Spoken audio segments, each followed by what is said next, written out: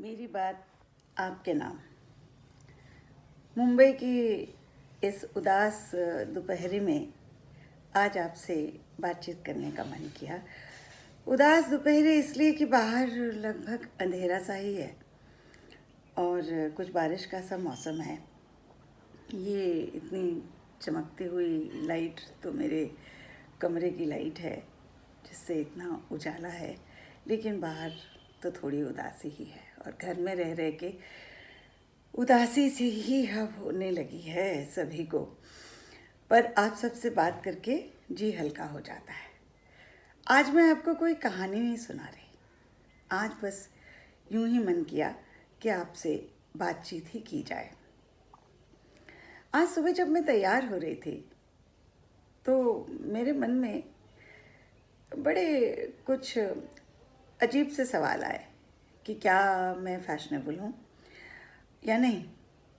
बहुत अपने से कम उम्र के लोगों के साथ मेरा दिन बीतता है इंस्टाग्राम पे आजकल।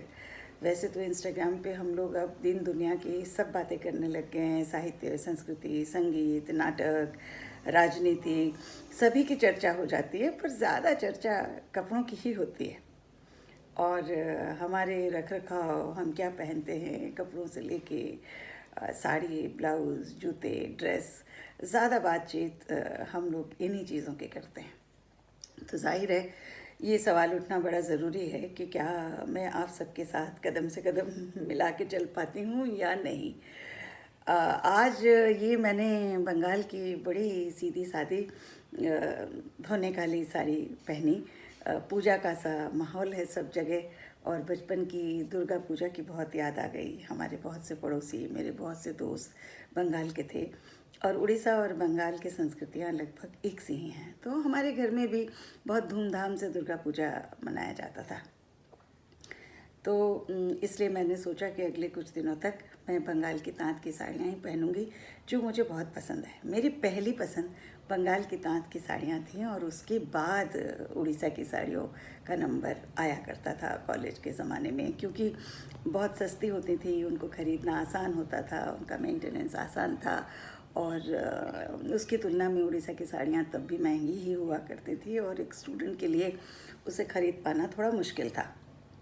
तो अगले कुछ दिनों तक मैं ये ताँत की साड़ियाँ पहना करूँगी। तो जब मैं तैयार हुई बिल्कुल अपने अंदाज में, बड़ी वाली बिंदी और जूड़ा, तो मुझे ये लगा कि क्या मैं कॉलेज के ज़माने में फैशनेबल थी, समय के साथ थी, या बहुत घरेलू सी थी।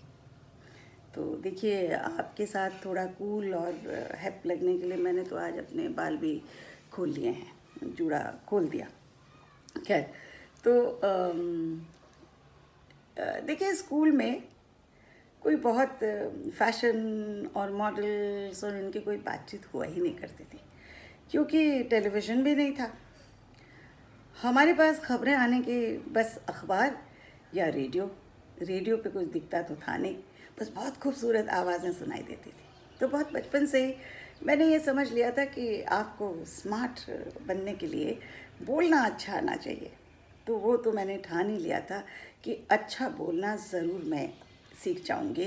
आसपास लोग जिस तरह से चालू भाषा में बात करते हैं, मैं कभी भी वैसी भाषा में नहीं बोलूँगी, मैं रेडियो वाली भाषा में ही बात करूँगी। तो खैर, वो मैंने काफ़ी सीख लिया था कॉलेज पहुँचने से पहले ही। अब कॉलेज में पहुँचे तब तक तो दूरदर्शन आ गया था, ब्लैक एंड वाइट, और दिल्ली तो बहुत फैशनेबल जगह थी, हर जगह के बच्चे उस कॉलेज में पढ़ने आए थे। तो उन सबको देखकर भी कुछ हम लोग सीखने लगे। लेकिन मैंने ये समझ लिया था कि मेरी माँ बड़ी विदुषी हैं, बड़ी सशक्त हैं, उनमें बड़ा दम्भ था, बड़ी अभिमानिनी थी। तो कुछ तो उनका प्रभाव मेरे व्यक्तित्व पे पड़ा और वो मेरे फैशन कोशन का एक बहुत बड़ा हिस्सा है। जाने अनजाने में वो मेरे साथ रहा। फिर कुछ माँ को देखकर, कुछ अपने टीचर्स को देखकर मैंने साड़ी पहननी शुरू कर दी। और देखिए, हमारे ज़माने में हम किन लोगों से प्रभावित रहते थे। फिल्में एक बहुत बड़ा हिस्सा थी। तो फिल्मों में उन दिनों दो तरह की हीरोइंस आ गई थी। एक तरफ जया भादुड़ी, फिर शबाना आज़मी, फिर स्मिता पाटिल, मेरे जैसे कुछ लोग उनसे बहुत प्रभावित रहे। देखिए उनके चलते ये बिंदी भी लग गई और जूड़ा भी बन गया और ये सब हो गया। दूसरी तरफ थी ज़ीनत अमान, परवीन बाबी। तो इन सब लोगों से मैं प्रभावित बहुत रहती थी। मुझे बहुत अच्छी लगती थी ज़ीनत अमान, लेकिन मुझे कभी लगा नहीं कि मैं उनके जैसे कपड़े पहन पाऊँगी या उनके जैसे मेरे बाल हो पाएंगे। तो चलिए, उस तरह के मॉडल्स और उस तरह के हीरोइंस को हम लोगों ने छोड़ दिया। हम लोगों ने मतलब कुछ मेरे जैसे लोगों ने उनके जैसे पहनाव को छोड़ दिया। तो मैं वो साड़ी वालों में से बन गई। और देखिए उन दिनों एक बहुत हमें प्रभावित करने वाली अखबारों में रोज़ छपने वाली होती थी हमारी तब की प्रधानमंत्री इंदिरा गांधी। अब इंदिरा गांधी तो शक्ति की प्रतीक थी। शक्ति सही माने में महिला शक्ति और देश की शक्ति सब कुछ थी। तो वो साड़ी पहनती थी, तो हम सब लोग शायद वैसे दिखना चाहते थे, वैसे पावर चाहते थे। तो साड़ी पहनना कभी ऐसा नहीं समझा गया कि आप बहन जी हैं तो साड़ी पहनते हैं, ऐसा नहीं था।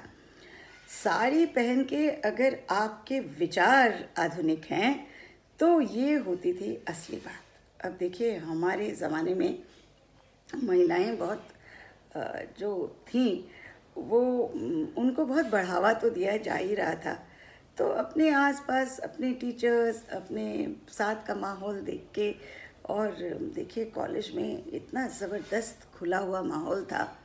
और उसके बाद जब मेरी किस्मत अच्छी कि मैं ऐसी नौकरी में पहुंच गई आकाशवाणी और दूरदर्शन में। कमाल का वहाँ फ्रीडम था और कमाल का माहौल था। औरतें आदमी एक साथ काम करते थे। ये खुशकिस्मती थी मेरी कि उस गेट के अंदर, आकाशवाणी भवन का जो इतना भव्य बिल्डिंग है, उस गेट के अंदर जिस दिन से मैं गई मेरी उम्र मुश्किल से 25 साल की थी। और क्या क्या दिग्गज लोग वहाँ काम करते थे। 24 घंटे देश के बारे में ही वहाँ डिस्कशन हुआ करते थे, राजनीति के बारे में, साहित्य के बारे में। कोई मंटो की बात कर रहा है तो कोई इस्मत चुगताई की बात कर रहा है, कोई मतलब ऐसी जगह थी कि जहाँ सब कुछ बहुत नेचुरल था।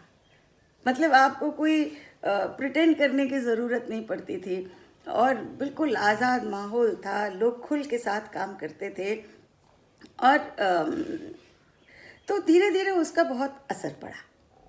अच्छा, मेरे जो सीनियर्स थे वो बहुत अच्छी तरह से तैयार होकर आते थे, लेकिन सब साड़ी पहनते थे। साड़ी का ज़माना था वो, एकदम एक से एक स्मार्ट औरतें वहाँ सब साड़ी पहन कर आया करती थी। तो उन्हें देख देख कर मैं भी साड़ी पहनने लगी। मेरी सोच भी लगभग वैसी ही होती चली गई जैसे मेरे आसपास के लोग थे। और देखिए मैं कोई उन लोगों में से नहीं थी जो हमेशा डंके की चोट पर विमेंस लिबरेशन की बात करते थे। बॉर्न द ब्रा टाइप्स लोगों में से मैं नहीं थी, लेकिन मैं अपने दिमाग से बहुत स्वतंत्र थी। मुझे अपने घर में बड़ी आज़ादी मिली थी और उस आज़ादी को मैं बचाए रखना चाहती थी। और इसमें मुझे मेरी शादी के बाद भी मेरे परिवार से बहुत सपोर्ट मिला और मेरे मन की आज़ादी बराबर बनी रही। और मैं धीरे धीरे धीरे धीरे मेरी कोशिश रहती थी कि अपने आसपास वो परिवर्तन ला सकूं।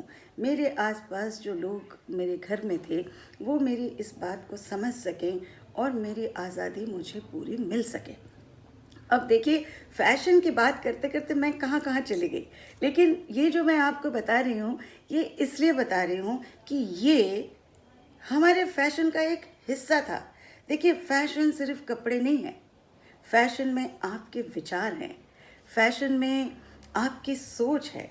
आप ज़माने के साथ चल रहे हैं या नहीं, ये आपके चेहरे पे दिखना चाहिए। और अगर ये आपके चेहरे पे दिखता है तो आपके कपड़े और आपका व्यक्तित्व अपने आप स्मार्ट हो जाता है, अपने आप लोग आपको कुछ समझते हैं। तो ये बात मन में कूट कूट के हमारे भरी हुई थी कि सिर्फ कपड़े ही सब कुछ नहीं है, कपड़ों पे ज़रूर ध्यान देना है, समय के साथ चलना है और जो खुद पे अच्छा लगे उसे अपनाना है। तो बहुत जल्दी ही मैं ये समझ गई थी कि मेरे ऊपर शायद वेस्टर्न कपड़े उतने अच्छे लगेंगे नहीं। जबकि मुझे ज़ीनत अमान बहुत अच्छी लगती थी, परवीन भाभी तो और भी अच्छी लगती थी, पर मैं कभी उनके जैसे बनने की मैंने कोशिश नहीं की और मैं अपनी साड़ी से ही खुश रही। धीरे धीरे हैंडलूम को समझने लगी और मुझे लगने लगा कि हैंडलूम एक ऐसी चीज़ है कि अगर उसे पहना जाए तो आप स्मार्ट हैं, आपकी सोच स्मार्ट है और आप फैशनेबल भी हैं। फैशनेबल इसलिए है कि उसके पीछे एक बहुत बड़ा एक कारण है। आप एक अपने देश की कला को बढ़ावा दे रहे हैं, उसमें आपका इतना छोटा सा भी सही वो योगदान है। अगर आप एक हैंडलूम की साड़ी पहनते हैं और आपके आसपास के लोग इस चीज़ को नोटिस करते हैं कि आप हैंडलूम पहनते हैं और वो भी अगली बार एक हैंडलूम खरीद के लाते हैं और पहनते हैं, तो ये सारी सोच जो है वो साथ चलती चली गई और कम उम्र में धीरे धीरे धीरे धीरे मेरा जो कुछ भी छोटा सा व्यक्तित्व बना वो बनता चला गया और वो इसी साड़ी बिंदी जूड़े के आसपास चलता गया। खैर, एक ऐसा भी समय आया कि जब करियर इतना महत्वपूर्ण हो गया कि तब शायद हम लोग फैशन वैशन के बारे में कुछ खास सोचते नहीं थे। ज़िंदगी अपने गति पे चलती चली जा रही थी और फिर खैर ऐसा है कि बच्चे घर सबको साथ साथ लिए हमारे जनरेशन के बहुत से लोग जो नौकरी करते थे, हर चीज़ साथ साथ लेके चले। उन सब चीज़ों से भी आपके व्यक्तित्व में धीरे धीरे एक महक आ गई। लोगों की महक भी तो आप में आ जाती है ना, अगर आपके आसपास लोग होते हैं। वो सब जब आपके व्यक्तित्व में हो गया तो आपका अपना एक व्यक्तित्व बन गया। तब इतना ज़्यादा फैशन वैशन के बारे में सोचना हमने बंद भी कर दिया और फिर तो खैर मैं रिटायर हो गई। रिटायर होने के बाद मैं आप लोगों के साथ इंस्टाग्राम में आ गई, सोशल मीडिया में आ गई, फेसबुक के सारे ग्रुप्स में थी। तब से लेके अब तक लगभग 5 साल हो गए। इन 5 सालों में कुछ भी नहीं बदला। मेरे कपड़ों में, मेरे बातचीत के तरीके में या मेरे किसी भी चीज़ में कुछ भी नहीं बदला, क्योंकि मैंने ये समझ लिया कि जो मेरा ये थोड़ा सा मेरा ये भारतीयपन है, मेरे अपने कपड़े पहनने का तरीका है, मेरे जो अपने राज्य की उड़ीसा की जो चीज़ें मुझ में हैं, जो मैंने जाने अनजाने में अपना लिया है, ये अपने आप में बहुत खूबसूरत है और ये मुझे नहीं छोड़ना चाहिए। देखिए, बार बार लोग लोकल फॉर वोकल की बात आजकल करते रहते हैं, तो अपनी लोकल चीज़ों को क्यों छोड़ा जाए। इतनी बड़ी कलाकार फ्रीदा कालो भी हमेशा यही कहती रही कि जो लोकल हैं जो उनका बिल्कुल मेक्सिको का अपना कल्चर था, उसी को उन्होंने फ़ैशन बना लिया, बिल्कुल वही उनका फ़ैशन था। तो मैं तो ये समझती हूँ कि जो चीज़ आपको भाए, जो चीज़ आपको अच्छी लगे, आप जिसमें अच्छा लगे, जिसमें आपको प्यार उमड़े, जिसमें आपको खुद को बहुत सुंदर आप महसूस करें, वही आपका फ़ैशन है। और फ़ैशन ऊपरी नहीं है, फ़ैशन बहुत गहरा है। फ़ैशन आपका पूरा व्यक्तित्व है। तो आप अपने व्यक्तित्व को भी संभालें, उसे भी बहुत सशक्त बनाएं और अपने कपड़ों पे तो ज़रूर ध्यान दें। जो अच्छा लगे वो पहने, वही फैशनेबल है।